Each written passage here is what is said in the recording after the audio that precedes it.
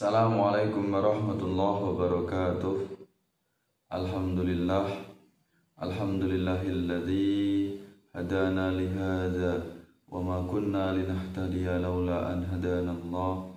Asyhadu an la ilaha illallah wahdahu la syarika lah wa asyhadu anna Muhammadan abduhu wa rasuluh. Allahumma shalli ala sayyidina Muhammad wa ala ali sayyidina Muhammad wa ala ashabihi wa dzurriyyatihi wa man tabi'ahum bi ihsanin ila yaumiddin. Pemirsa yang dirahmati Allah, terima kasih Anda berkenan untuk hadir di majelis ini. Mudah-mudahan Anda semuanya selalu dalam lindungan Allah Subhanahu wa taala. Sahabat-sahabat semuanya, teman-teman semuanya, para guru, para alim, para ulama dari berbagai macam profesi, mudah-mudahan segala aktivitas Anda diberikan kelancaran oleh Allah, diberikan keberkahan hidup Anda semuanya. Kita diberikan istiqomah dalam ketaatan, melaksanakan perintah Allah Subhanahu wa taala. Rezeki kita diberikan kelancaran oleh Allah Subhanahu wa taala, rezeki yang terus mengalir, rezeki yang melimpah, dan mudah-mudahan segala hajat kita, hajat dunia dan akhirat dikabulkan oleh Allah Subhanahu wa taala. Senang sekali saya bisa bertemu dengan Anda semuanya. Mudah-mudahan Anda juga bahagia. Pada kesempatan ini kita akan membahas kajian yaitu tentang ulumul Quran. Ya, apa itu ulumul Quran? Pengertian dari ulumul Quran. Ya, ulum ini adalah bentuk jamak dari al-ilmu atau ilmun. Artinya adalah ilmu atau bermacam-macam ilmu.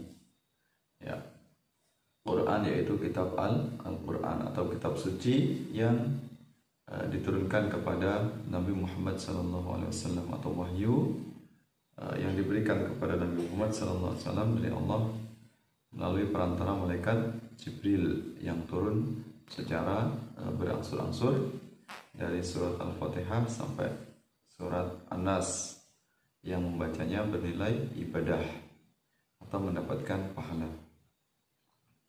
Jadi secara bahasa, pengertian ulumul Quran adalah ilmu Al-Quran, ya, atau bermacam-macam ilmu Al-Quran, ya.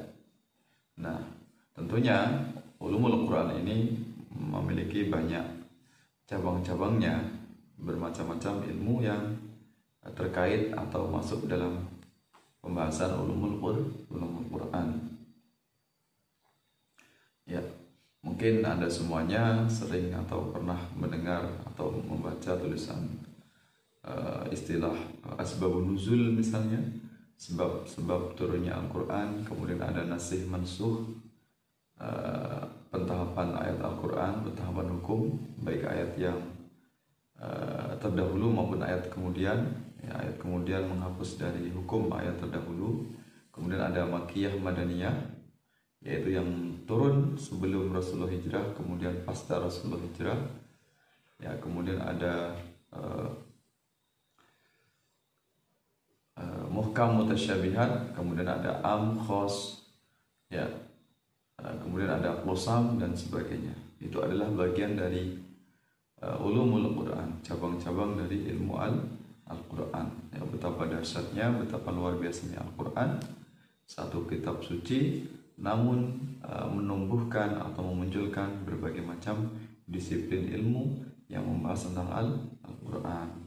Muncullah ilmu tafsir misalnya, muncullah ilmu qiraat misalnya, kemudian ilmu tilawah, kemudian ilmu kaligrafi atau khat, ya, bermacam-macam muncul karena ilmu karena kitab suci Al-Quran, ya. Nah, itu. Kemudian pengertian Al-Quran, pengertian ulumul Quran menurut istilah, ya, ini ada beberapa ulama memiliki definisi yang mungkin sedikit berbeda walaupun pada intinya sama, ya, yaitu ilmu-ilmu yang membahas tentang Al-Quran. Ya. Yang pertama yaitu menurut Imam Az-Zarqani, ya, menurut Imam Az-Zarqani pengertian Al-Quran yaitu ilmu-ilmu yang membicarakan hal-hal yang berhubungan dengan Al-Quranul Karim, yaitu dari aspek turun, susunan, pengumpulan, tulisan, bacaan, penjelasan, tafsir, mukjizat, nasih, mansuhnya, serta menolak terhadap hal-hal yang dapat mendatangkan keraguan terhadapnya atau terhadap Al-Quran. Ya, muncullah ilmu tafsir, kemudian ilmu qiraat, kemudian ada ilmu asbabun nuzul, kemudian muncul ilmu mukjizat misalnya, ya, dan sebagainya, istilah-istilah yang itu terkait dengan ulumul Quran, yaitu menurut Imam Az-Zarqani, ya, ilmu yang membicarakan hal-hal yang berhubungan dengan Al-Quranul Karim, aspek turun yaitu asbabun nuzul, kemudian susunannya, peristiwa pengumpulannya, kemudian tulisannya, kemudian bacaan atau qiraatnya, kemudian tafsirnya, kemudian mukjizat, nasih, mansuh, dan menolak hal yang dapat mendatangkan keraguan terhadap Al-Quran. Kemudian yang kedua, menurut Imam As-Suyuti menyatakan bahwa ulumul Quran adalah ilmu yang membahas seluk-beluk Al-Quran. Di antaranya yaitu membicarakan aspek turunnya, sanadnya, bacaannya, lafadznya, maknanya yang berhubungan dengan hukum, dan lain sebagainya. Ini menurut definisi Imam Suyuti, ya, ilmu yang membahas seluk-beluk Al-Quran, seputar Al-Quran, baik riwayat, yaitu riwayat ketika peristiwa Al-Qurannya turun, ketika diwahyukan, kemudian peristiwa pengumpulan, kemudian peristiwa penulisan di dalam sebuah kitab, kemudian penyusunan di dalam mushaf, kemudian muncullah ilmu rasm, ilmu rasmul Utsmani atau rasm Utsmani, ya, dan seterusnya. Muncullah disiplin-disiplin ilmu yang bersifat dirosah, yaitu muncul ilmu yang terkait tentang Al-Quran, ya, seperti ilmu asbabun nuzul, sebab-sebab turunnya Al-Quran, muhkam, mutasyabihat, khos, kemudian mutlak, muqayyad, ya, dan sebagainya. Ya, itu betapa luar biasanya kitab Al-Quran, yang kitab itu suci, tidak ada keraguan di dalamnya, kitab yang senantiasa terjaga sepanjang zaman, karena banyaknya para penjaga Al-Quran, yaitu para hufad, yaitu hafidzuh. Itulah bagian dari proses penjagaan Al-Quran sampai hari kiamat. Betapa luar biasanya ribuan ayat bisa dihafalkan oleh umat Islam. Kemudian menurut Muhammad Ali As-Subuni, pengertian Al-Quran yaitu ilmu yang membahas tentang turunnya Al-Quran, pengumpulannya, susunannya, pembukuannya, sebab-sebab turunnya, makiyah dan madaniyah, serta mengenai nasih, mansuh, muhkam, mutasyabih, dan lain-lain yang sehubungan dengan Al-Quran. Ya. Nah, itu definisi dari Muhammad Ali As-Subuni. Ya. Jadi dengan adanya kitab suci Al-Quran sejak 14 abad yang lalu, 1400 tahun yang lalu, akhirnya sampai sekarang bermunculah dari berbagai macam disiplin ilmu, ya, disiplin ilmu yang tumbuh berkembang sehingga dikaji oleh umat Islam sepanjang zaman. Ya, kita lihat berapa ribuan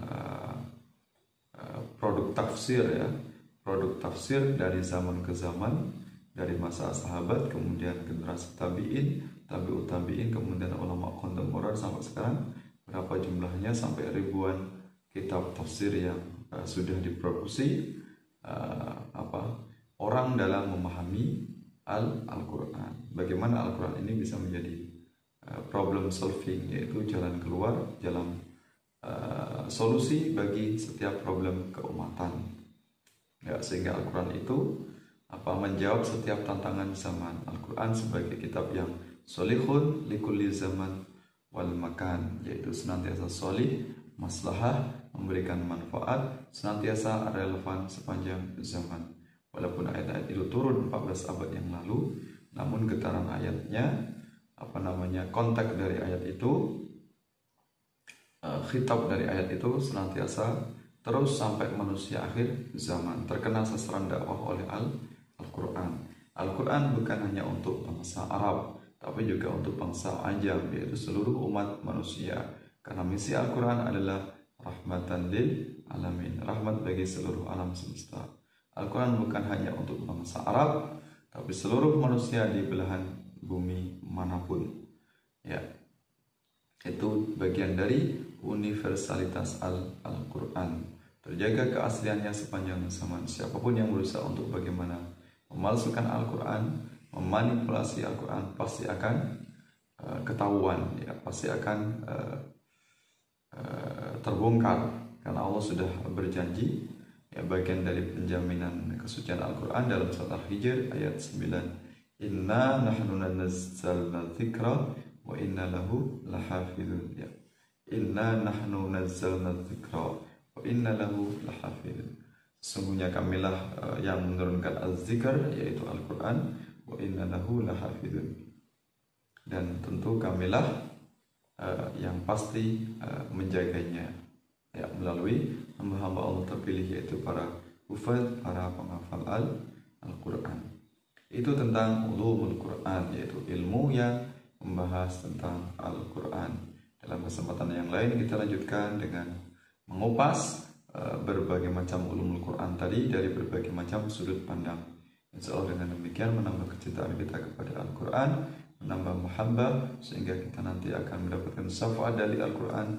Mudah-mudahan kita semuanya, keluarga kita, anak keturunan kita semuanya bisa menjadi ahli Al-Quran. Amin ya rabbal alamin. Mudah-mudahan apa yang saya sampaikan memberikan manfaat, ya, bermanfaat untuk kita semuanya.